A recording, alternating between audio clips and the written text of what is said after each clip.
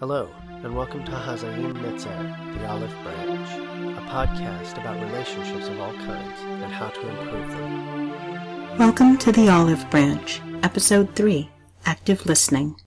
The runtime of this episode is 4 minutes, 4 seconds. What is active listening?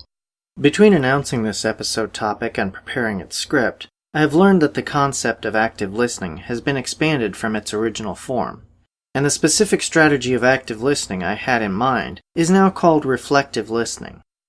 Reflective listening is a strategy for ensuring understanding by paraphrasing what was said, replacing each word that has multiple meanings with a synonym that will make clear whether you properly parsed that word.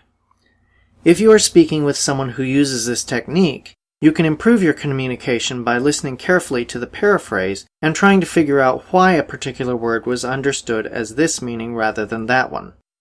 Was there a contextual clue you accidentally included or left out?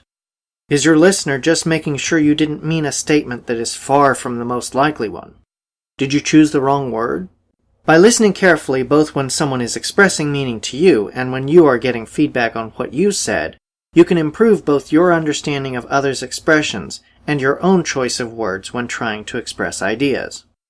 How does active listening help us meet goals? The better we understand each other, the more closely we can align our efforts to meet common goals or discover mutually beneficial solutions when our aims do not mesh with those of others.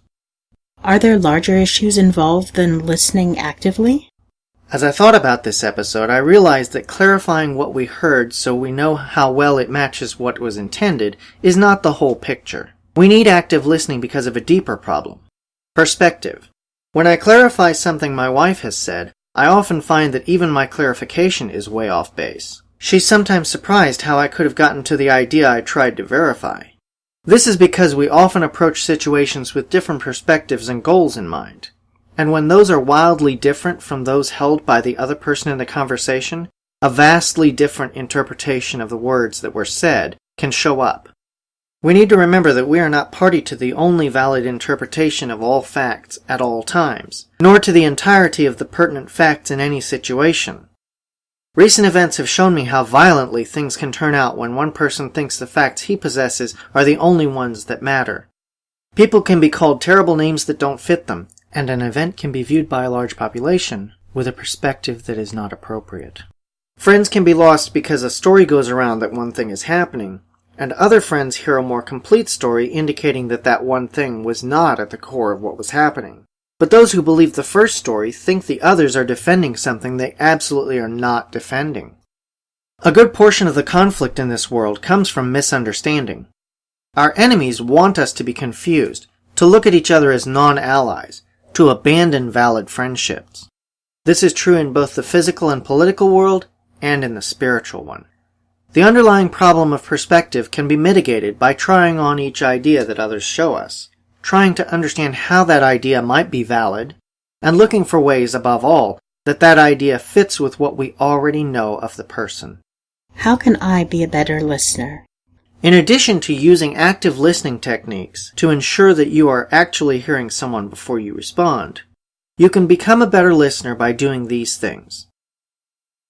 Remember that someone's position may be valid when viewed from their perspective, and remember that you may not have all of the relevant facts. Do not ascribe evil to anyone without first examining as many facts as you can acquire, and do not examine the facts without giving yourself time to gather them. Ask questions and seek other sources of record before making a judgment. Take the safe road and sleep on major decisions. Make sure you are listening to hear, not formulating your answer. And lastly, if someone says you've heard them wrong, take the time to hear their explanation. The next episode will cover a topic that may not seem romantic, but actually is. We're going to do a discussion on prayer and how it brought me and my wife together quickly.